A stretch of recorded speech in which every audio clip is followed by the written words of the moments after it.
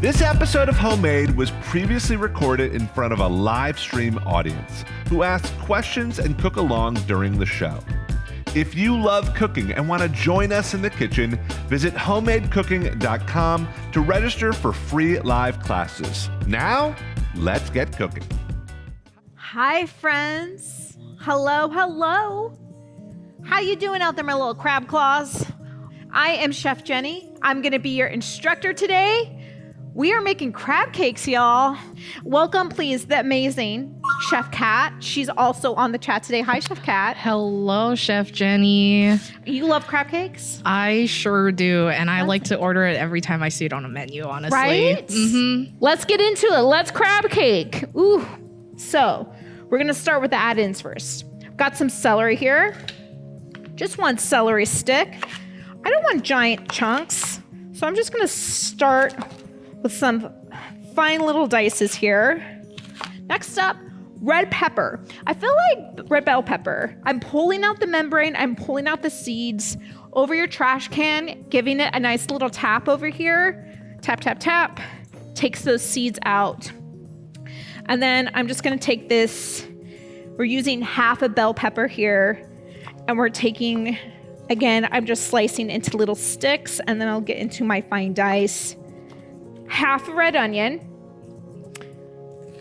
Just gonna slice up this red onion. Now, red onion is a little pungent. If you don't have a red onion, a shallot would be a perfectly acceptable thing here, one large shallot. And then I have my parsley here. My parsley, what we have to know is that people will often say use the fine stems, but don't use the whole stems. And that might be really confusing. So a little parsley sprig here. So I've got my parsley here. I'm just gonna give this a fine chop. All right, our beautiful, look at that. That's a party, y'all. Just to show you. Next up, we're gonna add our flavoring. So we got our aromatics, our texture here. Next up, I have a little whole grain mustard here. Love whole grain mustard. Whole grain won't have quite that bite that Dijon does because the mustard seeds are whole, so they haven't been broken up, so you're not releasing as much as that spice. If you feel like, if you're someone who thinks that Dijon has a little too much heat to it, whole grain is a great alternative. Next up, we have a little mayo here. You can also use Greek yogurt. Greek yogurt is a great substitute for mayonnaise and dressings. Again, we're talking about summer salads. You're making potato salad, Greek yogurt is a great substitute. It's really thick, it's creamy, it's high in protein. It's a great substitute. A little Worcestershire sauce. I think I said it right. It's the trick is just saying it really good. Worcestershire sauce. Add a little bit of that in. All right, it's time to be vulnerable. I'm using cayenne pepper. It's up to you how much you want to use. This is like a teaspoon of cayenne pepper. That's got some heat. Cayenne pepper is spicy. I'm gonna use about half of this. You can use double this amount. You could use none of it. It's completely up to you. I'm gonna go ahead and take my salt now. Use a nice big pinch of salt over this. Our condiments had some salt in there, so I don't need to go too crazy. We have some fresh ground pepper here, just a little sprinkling over it for our flavoring. Chef, we've got a couple quick questions here. Please, let me hear. I'm just cracking an egg now. Please tell me as I'm cracking my egg. If we cannot use mustard for like just dietary reasons, sure. Is there a substitute that you recommend? You know, I would maybe add a little bit of white vinegar or rice wine vinegar, just because mustard has some acid to it. And then I think as long as you keep some paprika in, we're kind of missing, you know, a little bit of a rounded spice. If you can have horseradish, a little bit of horseradish would be a good substitute as well. Or omit it all together. We've got plenty of flavorings in here. I'm gonna stir this together. So let's talk about crab. Okay. We got two vastly different crab situations here, but we're gonna talk about it. We've got jumbo lump crab meat right here.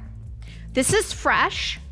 We got this, the jumbo part is kind of the filet mignon of crab. the jumbo lump meat. It comes kind of the back where the swimmers are, the muscle where the little swimmers are. Is that the right, you're marine biology, is that the right, the little swimmers like that? That's an accurate depiction, right? We can call it that, yeah. Okay. That's the good part. So if you're searching for crab, first thing first, if you can get it, get jumbo lump crab meat. This right here, if we can do top down again, this is canned crab. I just have it draining. I rinsed it off a little. There's nothing wrong with it. It's just two vastly kind of different options here. Personally, I'm all about the fresh crab.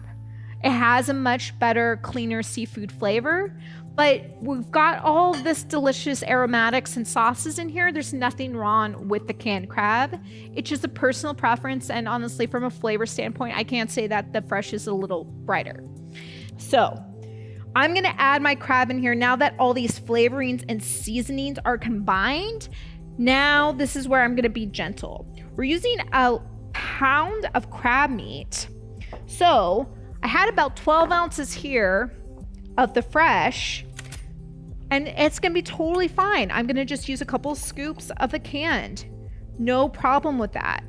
So I'm gonna gently fold all of these ingredients together. We're just folding over. And then I have some breadcrumbs. I'm gonna add those in. And then these are big crab cakes, y'all. So we're making 4 of these, and I'm just gonna kind of gently squeeze these together. Actually, I think we might get about 5. It all depends. I'm gonna put these here. We've got that egg there to seal it, and just kind of try to compact it. And we'll put these here, and chilling it is actually going to help us really tighten up these cakes. And Chef Kat is gonna go ahead and take these and put them, I'm gonna wipe my hands real quick. I mean, it is just, you see if you have some pieces falling off, just put it there. You're gonna take these and put these in the fridge for us. And actually, Chef Kat, let's rush that and put that in the freezer if we can, if there's room. We'll see. Always throwing last minute things at her. We're gonna add those in just to rush it along because we are on a quick timeline here with class. We're just gonna get them to really tighten up. So that rest for about 15 minutes is gonna make a huge difference. And there we go, we got our crab cakes. Okay, we're gonna come back now and do our remoulade sauce.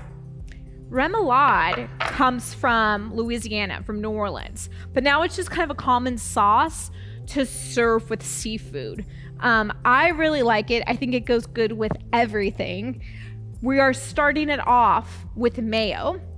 You could also use Greek yogurt like we said. And again, we're just gonna take up some celery here and finely dice it. Again, we like all the texture in the sauce. We've got some green onions here. I'm gonna take off the white parts. Again, save that for stock, save that for salads. And we're just gonna thinly slice up our green onions. If you don't have green onions, you could also use chives here. Chives would be really nice. Just got a little parsley here, adding them in. Parsley in, yum. And then we've got a couple cloves of garlic. This is like a super clove, so I'm gonna just use one of these so it doesn't overpower the sauce. Love anything that has garlic in it. Gotta get it going. My hands are gonna be garlicky after this. I don't care. All right, so garlic in there. And then I've got some smoked paprika. Love smoked paprika. It's just like the regular chili pepper. It doesn't have hot heat. It has a smokiness to it. So it's just a ton of flavor, adding that in. I have a little rice wine vinegar. I'm gonna add that in. I have some horseradish. I love horseradish. Horseradish is an underrated ingredient to me that should be in everyone's fridge. I think it really adds an interesting pop to a lot of sauces. It's a great marinade on beef or pork. Try out cooking with horseradish a little more if you haven't played with it in a while. I've got some Dijon mustard. You could also use, it says in the recipe, Creole mustard. Dijon's a fine substitute for that if you can't find it. I got a little ketchup, So we're gonna add some sweetness and some color from that ketchup. I got a little hot sauce. Use whatever you want. Because this is a Louisiana sauce, I'm using Louisiana hot sauce. We're gonna add about half of a small red onion. I've got a bigger red onion here, so I'm only gonna do about a quarter of this. Again, it's all about that texture. If you don't have a red onion, feel free to go ahead and use a shallot. And that's a remoulade. Easy, lots of texture. As you can see, that's what we're wanting from our sauce is texture. And then I'm just gonna give it a little taste here and then adjust for seasoning. Because things like mustard and horseradish might already have some salt in there, it's good not to add a ton right away. Ooh, that's good. I like that. It's a nice sauce. Just a little bit of salt. And just a small pinch of pepper there. You know what I'm liking in this is the ketchup. The ketchup's adding a really nice sweetness to it. Okay, remoulade, done. Crab cake's done. It's time to fry these guys up. And Chef Kat's just gonna go grab those crab cakes for me. I got a high-sided pan. I also have a fish spatula. This is a fish spatula. If you have this in your drawer and you didn't know that, that's what it's called. It's meant to work with more delicate seafood so that it doesn't break it apart. Love one of these guys. Highly recommend everyone having on these. I'm just gonna turn it on medium here. I'm gonna put a little oil in here. Thank you, Chef Kat. Just a little bit. Yeah, so what we're looking for is for our seafood to firm up. You definitely want it to firm up. If you're using something like salmon, you want that color to shift. If your fish is translucent to begin with, you want it white or a light pink and you want it to firm up. So I've got this guy on medium high here. I'm just gonna take my seafood cakes. You hear that little sizzle? That's what we're looking for. Even just that couple minutes in the freezer really helped us get these guys firmed up. I'll do 3 to start. And I'm just gonna kind of try to give them a little flat. I don't want to break them apart. And this is where the egg and the breadcrumbs are really gonna help us out here because they're gonna help bind it together for us. And we definitely don't want to overcrowd the pan because if we overcrowd the pan, then it's gonna steam these guys and it's gonna be hard to move them around and they might break apart. Ooh, the smell on that. I'm personally just gonna season with a little bit more salt and pepper over the top of these just to get a little seasoned crust. Not a ton, just a little. I'm getting very hungry.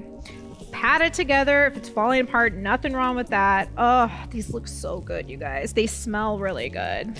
There's just something about crab cakes that's just like screams like spring or summer to me. Just like how fresh crab cakes are. It feels so summery to me. Yeah. And I think all the red bell peppers. But it's still like super rich and filling. And so it's like, it's definitely a summer treat. I didn't grow up in a place with a lot of seafood. I grew up in the Central Valley of California, which is not, cows, amazing.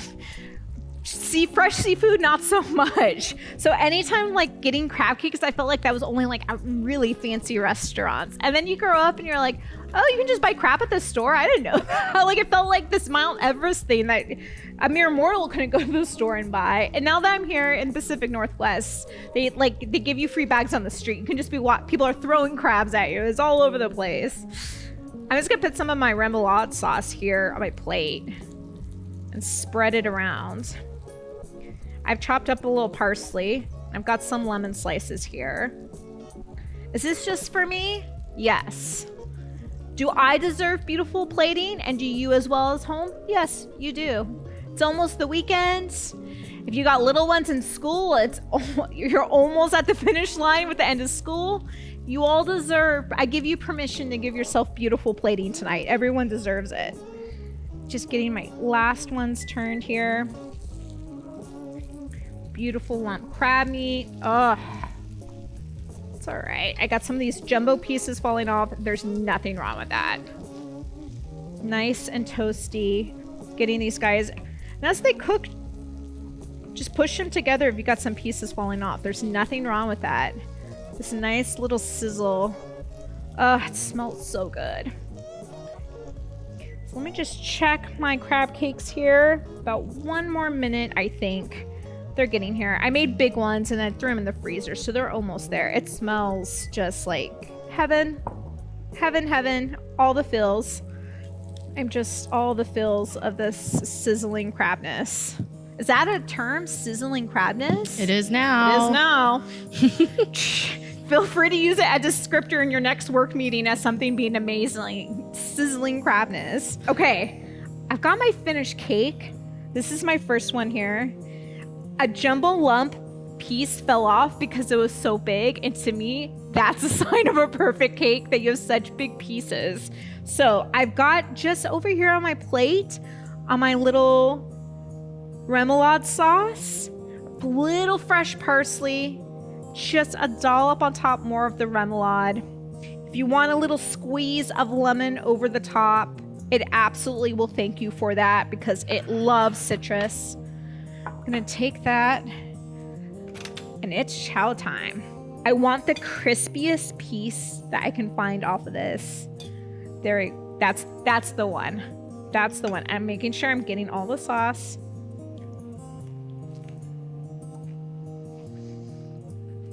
I don't know if you can hear all the crunching, but there's a ton of crust on that crab cake. We took a nice slow and slow, about 5 to 7 minutes in a pan. Oh. What's the crab claw dance I did? Kind of like this little crab claw. Yeah, that's what I'm gonna do right now. Oh, that's good. I got a huge lump piece off of this. Look at that, a huge piece. That's what you want to see. You don't want it so pulverized in there. Amazing. Oh. Y'all, I hope you had a blast today. I had a blast with you. I'm completely distracted because I just want to eat all of this right now and go rah like Cookie Monster. This is a really fun recipe. I hope you were inspired watching it to make it at home, to try it this weekend. Maybe it's a long holiday weekend, throw it in there. Treat yourself to it. It's so much fun and it's really, really good. It's also fun to do with little ones to help form the patties. A great time for all. I want to thank the amazing Chef Kat for joining us today, for being in charge and running this thing along. Thank you, Chef Kat. Thank you, Chef Jenny. Most importantly, I want to thank all of you. Class days are our favorite days here at Homemade because we get to see all your beautiful faces. You are our favorite people in the world, and more importantly, you're our family. So thanks for joining us, and hopefully we'll see you all on Tuesday. Have a great holiday weekend, y'all. Be safe, and thank you. Bye. Hey there, I'm Joel Gamron. I'm the head chef and founder of Homemade, and we launched Homemade with the idea that we want to bring cooking and the kitchen to the world. So if you love cooking and want to join us in one of our free live stream cooking classes, head to our website, homemadecooking.com. That's homemadecooking.com to register today.